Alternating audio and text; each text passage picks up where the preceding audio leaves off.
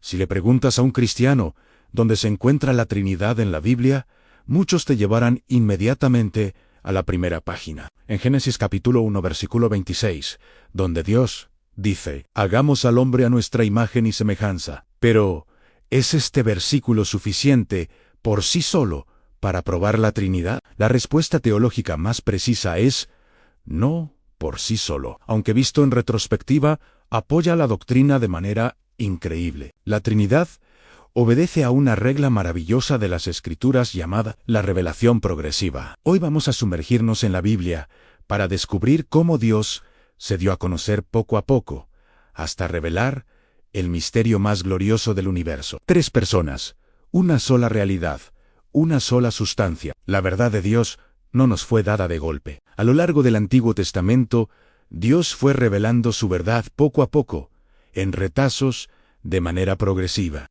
Por ejemplo, en Génesis capítulo 1, versículo 1, leemos: en el principio, creó Dios. En el hebreo original, la palabra usada para Dios es Elohim, una palabra en plural. Y luego, descendamos o hagamos. Estos no son simples plurales de majestad, son plurales de realidad. Nos están dando una pista oculta. Es como si Dios estuviera dejando huellas en la arena que solo tendrían sentido perfecto muchos siglos después. Pero a medida que avanzamos, esos retazos de luz se vuelven más brillantes. Ve al profeta Isaías, capítulo 48, versículo 16, escucha con cuidado.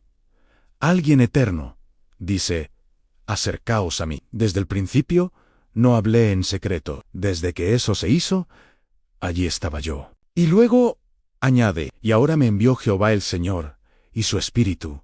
Tienes a tres personas en un solo verso: el Hijo, el Padre y el Espíritu. Finalmente, cuando llegamos al Nuevo Testamento, el telón se abre por completo. Vemos la Trinidad en su máxima plenitud en Juan capítulo 1, versículo 1. En el principio era el Verbo. No importa cuándo haya sido el principio, el Verbo ya era, y el Verbo era con Dios. El griego implica que estaba cara a cara, en íntima comunión.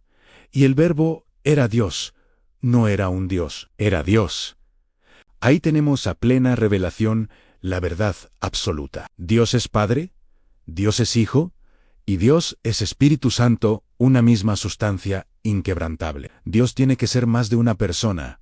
¿Por qué? Porque la Biblia dice que Dios amó eternamente. Y para amar, necesitas un objeto a quien amar. Si Dios fuera una sola persona solitaria antes de crear el universo, ¿a quién amaba? Hubiera necesitado crear para poder ser amor. Pero como Dios es trino, Él estaba en perfecta comunión de amor entre el Padre, el Hijo y el Espíritu desde la eternidad pasada. No nos necesitaba. Nos creó no por soledad, sino por la sobreabundancia de su amor eterno. La doctrina de la Trinidad pertenece a la teología propia.